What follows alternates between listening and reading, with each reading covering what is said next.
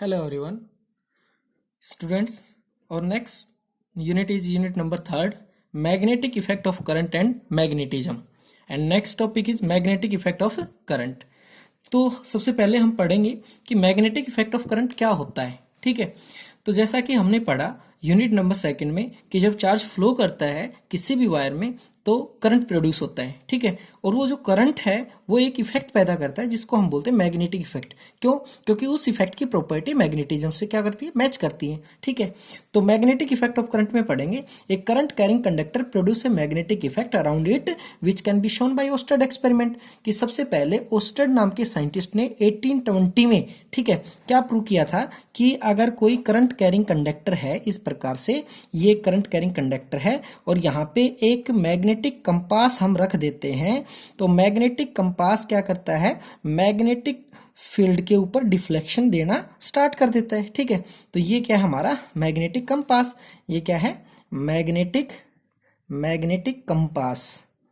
ठीक है, तो मैग्नेटिक कंपास को अगर किसी करंट कैरिंग कंडक्टर के पास लेके आते हैं तो इट स्टार्ट गेट्स डिफ्लेक्शन, ये डिफ्लेक्शन देना क्या कर देता है, स्टार्ट कर देता है। इसका मतलब क्या है कि ये मैग्नेटिक फील्ड की प्रॉपर्टी पे डिफ्लेक्शन देता है। इसका मतलब यहाँ आसपास कहीं ना कहीं मैग्नेटिक फील्ड है। अगर इस डायरेक्शन को हम क्या कर दें, रिवर्स कर दें, क्या कर दें, रिवर्स, तो हमें पता चलता है कि मैग्नेटिक कंपास की जो डिफ्लेक्शन होती है वो क्या हो जाती है, अपोजिट हो जाती है। इससे प्रूव होता है कि मैग्नेटिक कंपास की जो डिफ्लेक्शन है वो इस करंट के कारण ही है और इस करंट ने अपने आसपास के स्पेस में क्या बना रखा है, एक मैग्नेटिक फील्ड प्रोड्यूस कर रखा है। ठीक है, तो ये क्या था, ये हमारा ओस्टेड एक्सपेरिमेंट है। ठीक है, क्या है ये, ओस्टेड एक्सपेरिमेंट है। ओके, अब जो मैग्नेटिक फील्ड है उसकी डायरेक्शन कैसे दी जाएगी, उसकी डायरेक्शन दी जाएगी एम्पियर स्विमिंग रूल से। ठीक है, किससे दी जाएगी, एम्पियर स्विमिंग रूल। ठीक है, जो एम्पियर स्विमिंग रूल है वो क्या है, एम्पियर स्विमिंग रूल समझिए बच्चों अच्छे से। एम्पियर स्विमिंग रूल क्या है, देखो कि अकॉर्डिंग टू एम्पियर्स, अगर एम्पियर्स के अकॉर्डिंग बात करें कि अगर कोई पर्सन है, ठीक है, हमारे पास कोई पर्सन है, कोई व्यक्ति है और वो क्या कर रहा है कि करंट की डायरेक्शन में स्विमिंग कर रहा है। ठीक है, करंट की डायरेक्शन में क्या कर रहा है, स्विमिंग कर रहा है इस प्रकार से कि करंट उसके फीट से तो एंटर हो रहा है, ठीक है ना, और लीव हो रहा है उसके हेड से। ठीक है, यहां से क्या हो रहा है, करंट लीव हो रहा है। ठीक है, इस प्रकार से जब करंट इस प्रकार से, यानी कि अगर कोई person along the direction of current swimming कर रहा है तो मैग्नेटिक कंपास के जो नॉर्थ पोल की नीडल है, ठीक है, इस प्रकार से ये नॉर्थ है, ये साउथ है, तो यानी कि नॉर्थ पोल जो है मैग्नेटिक कंपास की start to get deflect left hand of swimming person. ठीक है, तो यानी कि उसका जो नॉर्थ पोल है वो किसकी तरफ जाएगा, वो स्विमिंग पर्सन के लेफ्ट हैंड की तरफ जाएगा। ठीक है ना, फिर देखिए कि according to ampere swimming rule when a person swimming along the direction of flow of current such as current enter his feet and leave his head, then north pole of magnetic compass start get deflect towards the left hand of swimming person if the direction is opposite. ठीक है, या if the direction is reverse then deflection is also reverse. और अगर हम क्या कर दें, direction को रिवर्स कर दें तो क्या हो जाता है कि ये डिफ्लेक्शन भी क्या हो जाती है, रिवर्स हो जाती है, क्या हो जाती है, रिवर्स हो जाती है। ठीक है, ओके स्टूडेंट, अब इससे आगे बढ़ते हम। मैग्नेटिक फील्ड क्या होता है, मैग्नेटिक फील्ड। ठीक है, तो मैग्नेटिक फील्ड ओके, तो नेक्स्ट टॉपिक है हमारा मैग्नेटिक फील्ड। ठीक है, क्या होता है मैग्नेटिक फील्ड, तो magnetic field it is space around a current carrying conductor. ठीक है, एक करंट कैरिंग कंडक्टर है तो इसके आसपास का जो स्पेस है, ठीक है, ओके, वो क्या कहलाएगा, वो मैग्नेटिक फील्ड कहलाएगा। It is space around a current carrying conductor और ए मैग्नेट, किसी मैग्नेट के आसपास का स्पेस भी क्या कहलाता है, मैग्नेटिक फील्ड कहलाता है। ठीक है, it is space around a current carrying conductor and a magnet in which a another magnetic substance experience A influence. ठीक है ना, एक इन्फ्लुएंस क्या करे, एक्सपीरियंस करे, क्या चीज, एक करंट कैरिंग कंडक्टर के फील्ड में या फिर किसी मैग्नेट के आसपास के स्पेस में कोई मैग्नेटिक सब्सटेंस एक मैग्नेटिक इन्फ्लुएंस को क्या करे, एक्सपीरियंस करे, तो ये जो स्पेस है ये करंट कैरिंग कंडक्टर का क्या कहलाएगा, मैग्नेटिक फील्ड कहलाएगा। यहां पे ये क्या कहलाएगा, मैग्नेटिक फील्ड कहलाएगा। ठीक है, ये क्या है, मैग्नेटिक फील्ड है। ठीक है, क्या है मैग्नेटिक फील्ड। डेफिनेशन देखिए, it is space around a current carrying conductor और a bar magnet in which another magnetic substance experience a force और influence known as magnetic field. उस स्पेस का ही नाम क्या है, मैग्नेटिक फील्ड है। क्या है, मैग्नेटिक फील्ड। ठीक है, ओके। और नेक्स्ट टॉपिक है फोर्स एक्सपीरियंस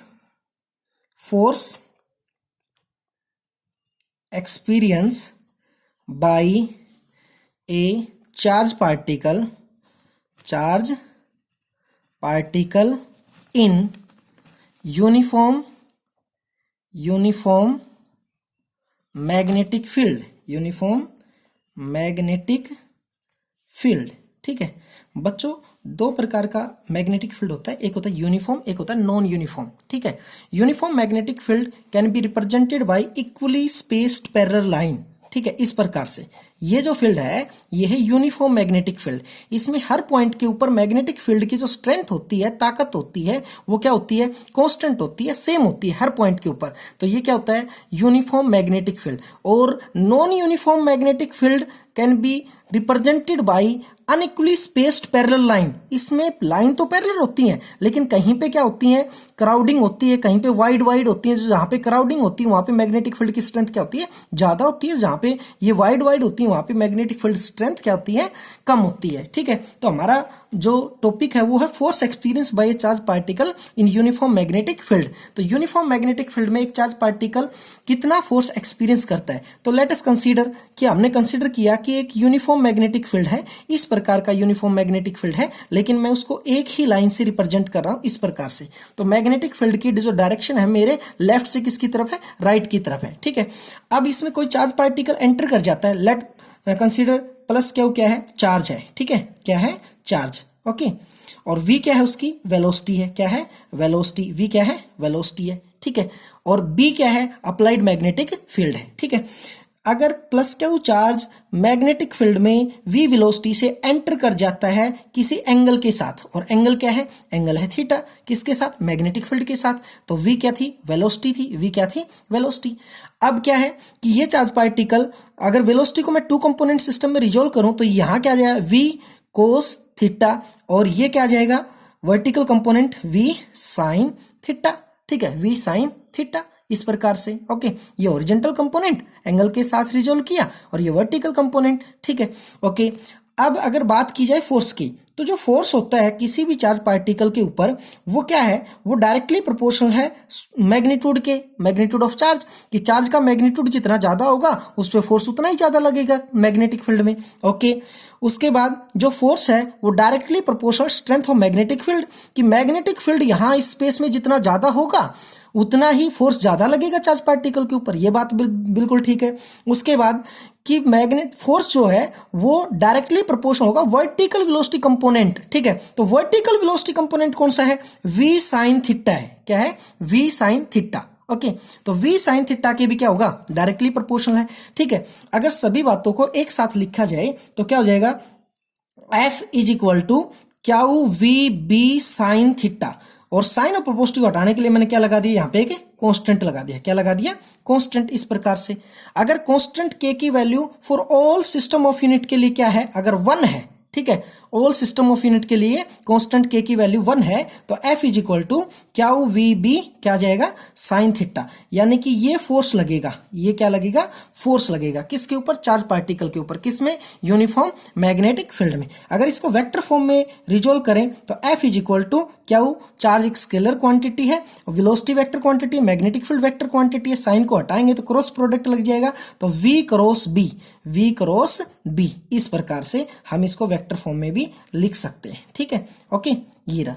ठीक है, अब बारी बारी से इसके स्पेशल केस करते हैं। ठीक है, तो मैग्नेटिक फील्ड जो होता है वो क्या लगता है, फोर्स जो होता है मैग्नेटिक फील्ड में चार्ज पार्टिकल के ऊपर, वो परपेंडिकुलर डायरेक्शन में लगता है। कहां लगता है, परपेंडिकुलर डायरेक्शन में। तो फोर्स कैसे लगेगा, ऐसे लगेगा। ठीक है, फोर्स कैसे लगेगा, इस प्रकार से फोर्स लगेगा। ठीक है, ओके।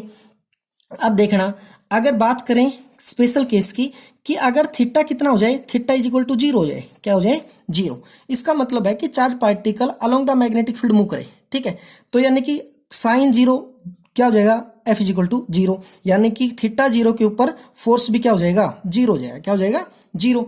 लेकिन अगर बात करें कि थीटा इज इक्वल टू कितना हो जाए, 180 का मतलब क्या है, अप्लाइड मैग्नेटिक फील्ड से अपोजिट डायरेक्शन में चार्ज पार्टिकल क्या करे, मूव करे। तो अप्लाइड मैग्नेटिक फील्ड से अपोजिट डायरेक्शन में करेगा तो भी F इज इक्वल टू कितना हो जाएगा, 0, क्योंकि साइन 180 भी क्या होता है, 0 होता है। लेकिन अगर हम बात करें, किसकी बात करें कि थीटा इज इक्वल टू 90 हो जाए, थीटा इज इक्वल टू 90, तो F is equal to sine 90 क्या होता है, 1। तो इसका मतलब F is equal to Q V B, यानी कि ये क्या है, मैक्सिमम वैल्यू है, ये क्या है, मैक्सिमम वैल्यू। तो इसका मतलब कि जब charge particle applied magnetic field के परपेंडिकुलर डायरेक्शन में मूव करेगा तो उसके ऊपर क्या लगेगा, मैक्सिमम फोर्स लगता है। और मिनिमम कब लगता है, जब अलोंग द डायरेक्शन करेगा और जब अपोजिट डायरेक्शन करेगा। ठीक है, तो इसका मतलब अगर फील्ड की डायरेक्शन में कोई चार्ज पार्टिकल मूव करता है तो उस पर मैग्नेटिक फील्ड का कोई फोर्स नहीं लगता, अपोजिट डायरेक्शन में भी नहीं लगता। लेकिन परपेंडिकुलर डायरेक्शन में अगर मूव करेगा तो मैक्सिमम फोर्स लगेगा,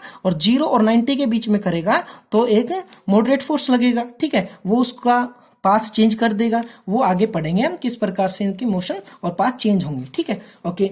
अब नेक्स्ट अगर बात की जाए कि अगर मैग्नीट्यूड ऑफ चार्ज की वैल्यू 1 मान लें, ठीक है, वेलोसिटी भी क्या मान लें, 1 मीटर पर सेकेंड मान लें, ओके, तो अगर और एंगल दोनों के बीच में थीटा इज इक्वल टू 90 मान लें, क्या मान लें, 90, तो इस केस में F इज इक्वल टू क्या जाएगा, B, F is equal to B हो जाएगा।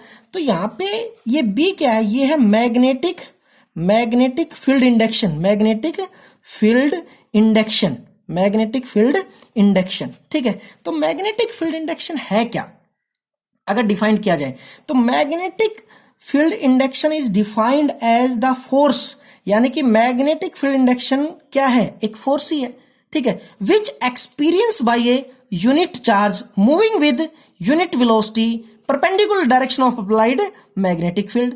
यानी कि दोबारा देखिए कि मैग्नेटिक फील्ड इंडक्शन है क्या, it is defined as in a space, it is defined as a force. ठीक है, यानी कि इसको फोर्स के तौर पे डिफाइन किया जा सकता है कि मैग्नेटिक फील्ड इंडक्शन क्या एक फोर्स है which experience by a unit charge moving with unit velocity in the perpendicular direction of applied magnetic field. ठीक है, इस प्रकार से।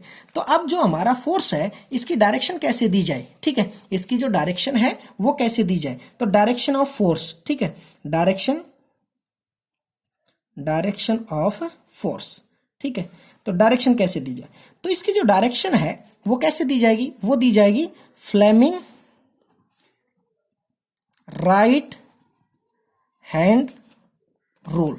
ठीक है, कि direction of force experienced by a charged particle in uniform magnetic field given by Fleming right hand rule। ठीक है, तो स्टूडेंट ध्यान से देखना कि if we stretch our right hand, ठीक है, first finger, central finger and thumb mutually perpendicular to each other, अगर हम राइट हैंड के फर्स्ट फिंगर को, सेंट्रल फिंगर को एंड थंब को इस प्रकार से स्ट्रेच कर दें कि वो एक दूसरे पे क्या बनाए, 90 बनाए, then first finger give the direction of magnetic field, central finger give the direction of motion of charge particle and thumb give the direction of force, thumb give the direction of force. तो इस प्रकार से हमारा Fleming left hand rule force की direction बताएगा which experience by a charge particle in uniform magnetic field. ठीक है, अगर बात करें हम चार्ज पार्टिकल की एसआई यूनिट की, ठीक है, तो एसआई यूनिट अगर चार्ज की बात करें तो क्या होती है, कूलम होती है, क्या होती है,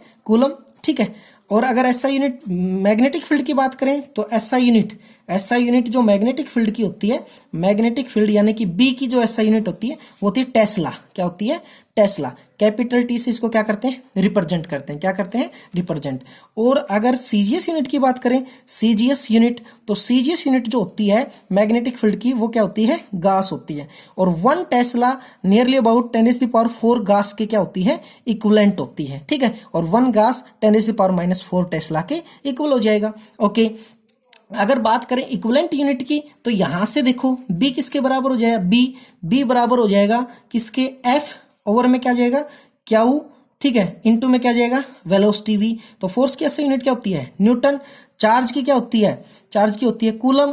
ठीक है, क्या होती है, कूलम, यानी कि चार्ज। और वेलोसिटी क्या होता है, वेलोसिटी होता है हमारा डिस्टेंस ओवर में टाइम, ठीक है। तो डिस्टेंस की यूनिट तो क्या हो जाएगी, मीटर हो जाएगी, क्या हो जाएगी, मीटर। और ओवर में क्या कर लेता हूं, time. Charge per unit time क्या हो जाएगा, करंट, क्या हो जाएगा, करंट। तो यानी कि ऐसा यूनिट हो जाएगी न्यूटन पर एम्पियर पर मीटर, इस प्रकार से। तो 1 टेस्ला की इक्विवेलेंट यूनिट क्या हो जाएगी, 1 न्यूटन पर एम्पियर पर मीटर। अगर हम डायमेंशन फार्मूले की भी बात करें तो फोर्स का डायमेंशन फार्मूला क्या होता है, फोर्स का होता है MLT-2, ठीक है। चार्ज का क्या होता है, AT होता है। वेलोसिटी का क्या होता है, LT-1 होता है। तो यानी कि T से T कैंसिल, L से L कैंसिल। तो डायमेंशन फार्मूला क्या हो जाएगा, M, ठीक है, A-1 T-2, ये क्या हो जाएगा, हमारा डायमेंशन फार्मूला हो जाएगा, ठीक है। और अगर बात की जाए अर्थ के मैग्नेटिक फील्ड की, तो जो अर्थ का मैग्नेटिक फील्ड है वो 3.5 इंटू 10⁻⁻5 टेस्ला है, ठीक है। ओके, ये क्या है, earth magnetic field, earth magnetic field, इस प्रकार से ये क्या हमारा अर्थ मैग्नेटिक फील्ड है। तो स्टूडेंट्स, हमने बेसिक किया है यूनिट नंबर थर्ड का बेसिक किया है हमने। तो अच्छे से इसको आप रिवाइज करना और अच्छे से समझना, ठीक है। उसके बाद हम कल जो हमारा नेक्स्ट टॉपिक है बर्ट सेल्ट लॉ, वो करेंगे और उसकी एप्लीकेशंस करेंगे। Okay, thank you.